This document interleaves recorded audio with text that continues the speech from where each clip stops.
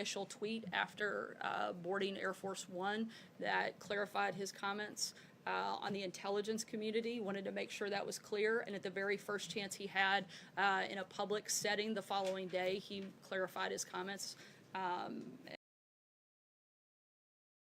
And I don't think that it was that long for that to be the very first public appearance that he had following arriving back to the United States. It's actually, it's a pretty long time, and it was out there for quite a bit. It wasn't actually 24 hours before he responded at all. Again, he put out an initial tweet from Air Force One. Comment on this to clarify his remarks to change the would to wouldn't, or the wouldn't to would.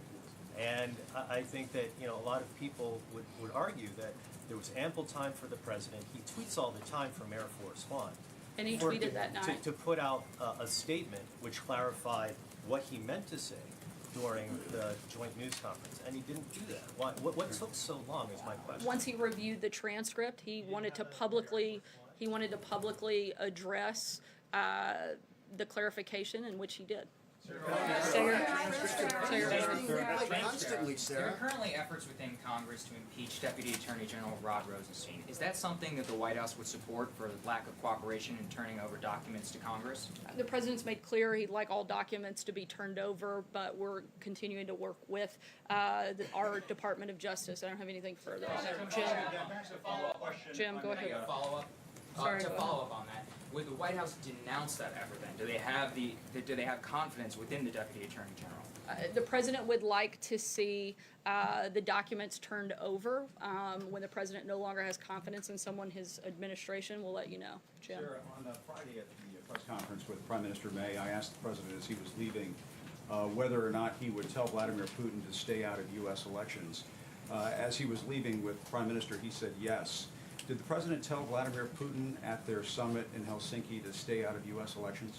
Certainly the president, as both he and President Putin said, discussed election meddling. I think we've made very clear what our position is on that front. You're saying that they discussed election meddling, but did the president of the United States tell the president of Russia to stay out of U.S. elections? The president has made clear to Vladimir Putin that he should stay out of U.S. elections. Sorry, I'm going to keep moving.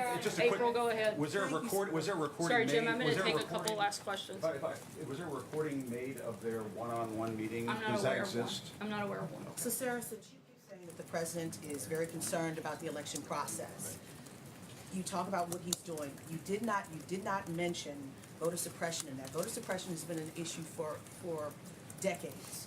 And particularly in these last few elections, is voter suppression now on the table? When he was talking about voter fraud, people were talking about voter suppression as well. Is voter suppression on the table as well? We want to do everything within our power to protect the integrity of our elections, and we're going to look at that on a number of fronts. The reason I address these specific issues is because of Russia's involvement in our elections in the past. I'm going to take one last question. Right here, Jim.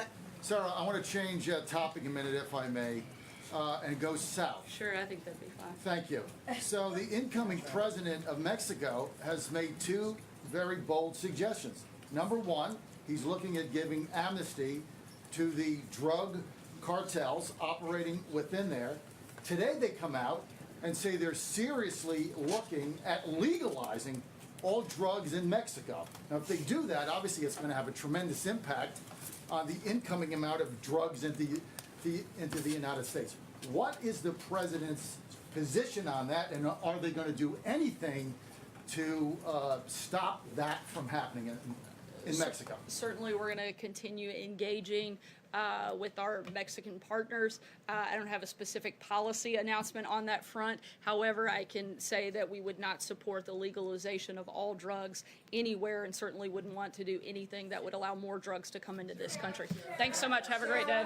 Sarah, what's the administration doing about foreign disinformation? What's the administration doing about foreign disinformation?